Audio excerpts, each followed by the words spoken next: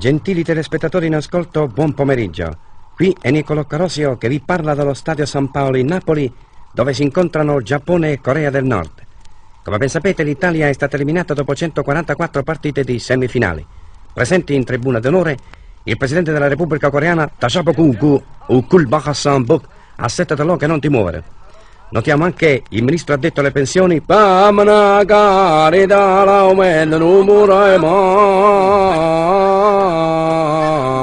è presente anche l'ex presidente dell'Inter con consorte e figli, panini imbottiti, acqua minerale gassose e aranciate. E qui il dottore della mutua, posticchino con renare a te, renare a me, che a sorte non se ne verano mai. Dicevamo, sugli spalti circa 100.000 spettatori sono giunti da parte del mondo per assistere a questa grande partita di calcio. Ecco le due formazioni in campo, ve leggiamo subito i nominativi. La squadra giapponese è composta dai seguenti giocatori: portiere McRoy, terzino destro Bankasham, terzino sinistro Jupun, Pascal Vicenza, Michele Cicciu, Stuart per Pantrocchio, Tirimopere, Pelleos, Jean-Bacon, Drugu, Ongan, Zek, Binet. La squadra coreana: Shankashi, Nick, King Kong, pasta asciutta, tagliatelle, panzerotti, patana, broccoli, rabo, poparola, rostuto, chebafon, steak den, jecu, mu, ancro. Arbitro Coppolone di Napoli della Federazione Elvetica, Tuburi, Sant'Antone, terza traversa a sinistra.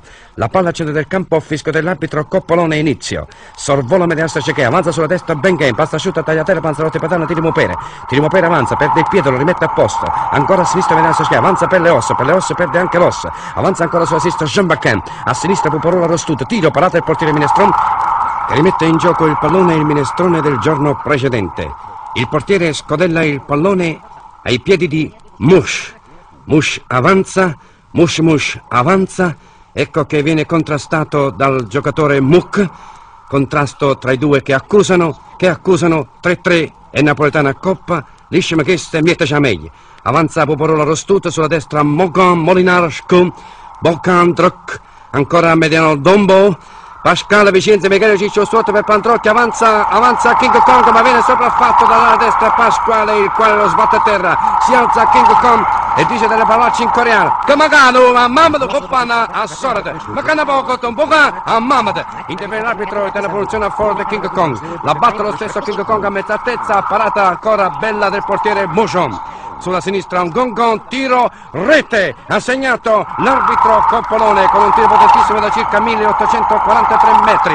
Tumulto sugli spalti dopo la segnatura dell'arbitro Coppolone, il quale si porta a centrocampo accompagnato dai segnalini il congolese Shkumo Fun e l'africano Partaragon Stukota Mux. I tre sono in partenza, scatto rapido. Corrono come matti, sembrano 100 metristi. Arrivati, sono rientrati negli spogliatoi finalmente. La polizia non riesce a trattenere la folla inferocita. Noi sappiamo che quando la folla è feroce, niente può fermarla. Qui dalla cabina di trasmissione notiamo alcuni scalmanati e sentiamo anche delle parolacce.